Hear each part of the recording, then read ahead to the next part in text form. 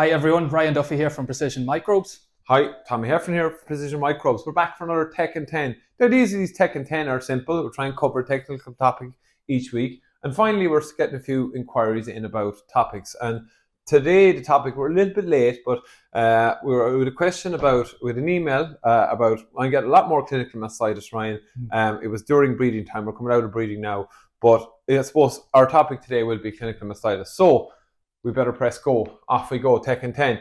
Clinical mastitis. Let's start here on, just to frame up this, more clinical mastitis, why we see it at breeding time. I suppose one of the things we see is when a cow is in heat, estrogen goes up and estrogen drops down immunity. And that is a reason why we see a lot more, would you agree, clinical mastitis cases at grazing time? Yes, you're definitely, you have a reduced immunity, and then certain risk factors can increase the amount of bugs that are around that cause these cause clinical mastitis. If we think about clinical mastitis, if this is the yearly cycle of the cow, and this is December, this is June, and they're calving in around here, typically we see a lot of clinical mastitis when they're inside freshly calved cows. We see a sporadic increase here, and maybe towards the end of the season as well.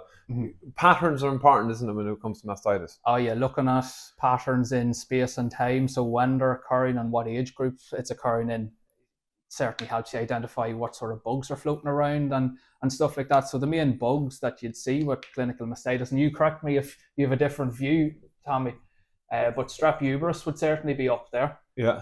The likes of E. coli would certainly be up there. Yeah. Those would probably be making up the vast majority of the stuff that's coming back from labs here in Ireland. Yes, we have Staph aureus, but it usually doesn't cause as much clinical issues as these guys here. When we think about clinical mastitis, it's the bugs and bacteria are going in, they're causing physical damage to the alveolar tissue predominantly. They're causing inflammation, and then you're seeing changes in the milk. That's why it's clinical. Yeah, you can visibly see it. Okay. And the various, you can have acute mastitis, you can have toxic mastitis, or you can have mild clinical cases. So you're talking about differences in severity, and it does, there is a massive variation. Like E. coli around calving is going to be a massive issue. You said toxic cows, whereas E. coli in the middle of summer probably doesn't cause those toxic cows. It can cause sick cows, and it can cause just curdy mastitis, but it's usually not as severe around here, whereas Strep uberis kind of causes the same sort of syndrome throughout the year. Sometimes it can cause very sick cows, but usually it's just cruddy mastitis. I have a very simple 1, 2, 3 rule of clinical mastitis. So one is, here's the teat, and the other one is reduce down the feces, the SH1T, look after the teat, number 2, because that's the physical barrier, and 3, the immune system. So usually when we see any infection pressure or any clinical infection like this, immunity's gone down or infection pressure, the amount of bugs has gone up.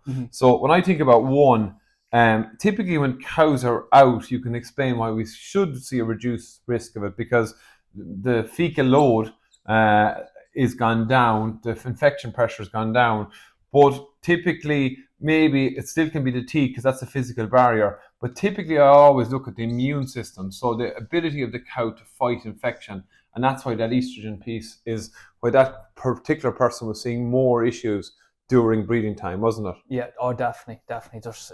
There's no doubt about it. Okay, so if we were to look at these are the kind of my 1, 2, 3, it's overly simplified. I know you have a massive interest in mastitis. When we look at solutions or we see a problem with clinical mastitis, these are the 3 areas we need to think about. Okay, so we can either control the amount of fecal material by reducing it down the environment if you can, by scrapers, keeping things dry. The barrier then that comes around, maybe pre-dipping. And the more common or the more interesting one is the immune system. If you're especially seeing, you're always going to see the odd case clinical mastitis, but you're seeing outbreaks. Has something affected the immune system? At a herd level. At a herd level. Like, for example, we did a topic last week about, we were looking at cows and milk drop and all that. One of the things that often farmers will see when they've had a nutritional or a herd instance thing is the immune system goes down, and suddenly things like clinical mastitis appear a week or 2 years. Yeah. So what are you thinking when it comes to solutions then? Well, look, whenever you're talking about your fecal load and trying to reduce that, if we think of it here in Ireland, most cattle are out. This year has been surprisingly good, so there has been less sort of in-out situations.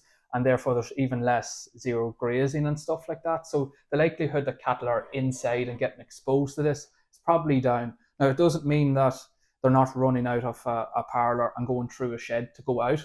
Sometimes I've seen places fall down there where that's not being cleaned out, or maybe cattle, for whatever reason, have decided to lie down on cubicles that aren't being maintained because the cattle aren't inside. And that just simply increases the risk of clinical mastitis. Now, there's always, I suppose, just give me an idea. Is it 25 cases per 100 cows per year? Is that your target? Yeah, and to be honest, I'd say most farms would kind of go 25 cases. We're not anywhere near that. But at the same time, that's the sort of industry goal. So if we're getting below 2025, we know that we're going the right way. Like 20 and cases every time a cow gets mastitis, 100 cows per year. Okay, sorry, Ryan, I interrupt you. We're down here at level 1. We're trying to keep things pretty clean. It should be clean outside at this time of year. Again, look, with farms, we're practical as well. But say if you're investigating clinical mastitis, you would look at the environment and all areas of the environment. So from when the cow goes into the parlour to when she goes back out to the field, you've got to look at all those areas. Oh yeah, and even some places will have drinkers. The cattle be coming in, and naturally enough they'll congregate around that. And if they're in a shed, we could be finding a wee bit of a bottleneck there. I would say that's a low risk area, probably this time of year now, because we're talking about clinical mastitis during the summer months. We should have said that at the start. But okay, the teat itself as the physical barrier, the physical gate. Yeah, well, one thing that we are often afraid of is teat end hyperkeratosis or teat end damage. This time of year, for or for seasonal calving, we really shouldn't be seeing that. Okay. You know, the machine would have to be really, really, really wrong for us to be seeing that in May and June. We might start seeing the start of it potentially if things are wrong, but that shouldn't really be an issue. So is it more so about numbers of bugs coming around a teat that's open shortly after milking? That's probably more of a concern. And that's where these farms were starting to have issues around breeding, because it takes the guts of an hour for this to close. Okay. So if we have cattle jumping up and bulling, and for whatever reason there's a wee bit of feces on the ground, this could be a place where we're falling down. The other side of it is, whenever you're talking about everything else and bugs floating around the teat, just look at your TBCs, see if cattle are bringing this stuff in. Now, a lot of the time we won't have TBCs and clinical mastitis links, but that's a reflection of spore-forming bugs that are floating around the place, the likes of Clostridia and the likes of E. coli. So, you really don't want to be seeing those sort of things. And then finally, at herd level, and I think this is a big one, whether you agree with me or not, is the immunity piece. So ultimately, there's always going to be SH1T feces, there's going to be issues with teats. Maybe before I go to immunity, just talk about the options of dipping. So if you are seeing a clinical mastitis case, I always say start pre-dipping if you're seeing it at herd level to reduce the risk, and post-dip. What's your thoughts? Oh, definitely. It's a good place to start, because a lot of the time there is feces on teats and stuff like that, and pre-dipping is the first thing to eliminate any bugs that are floating around the teats. It's the best way to clean them. Okay. Then your immune system at herd level, at this time of year, we answered that question probably a bit longer, but bulling cows obviously is the dips immunity, nutritional factors, parasites, stress as well in cows, particularly heifers. Heifers are very prone to stress, which reduces down immunity and makes them more prone to clinical mastitis. Maybe more so in this period, if you remember to start, but we're kind of focused at grazing time. Anything else you would think of, Ryan?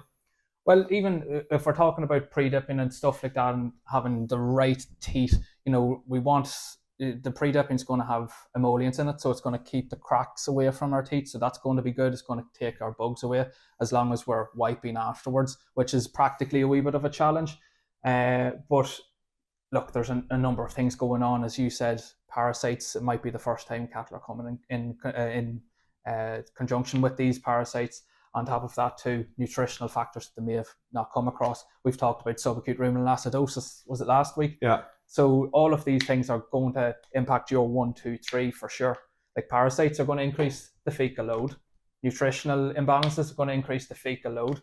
If the teats are open and we have bugs floating around, that's going to increase the likelihood of clinical mastitis.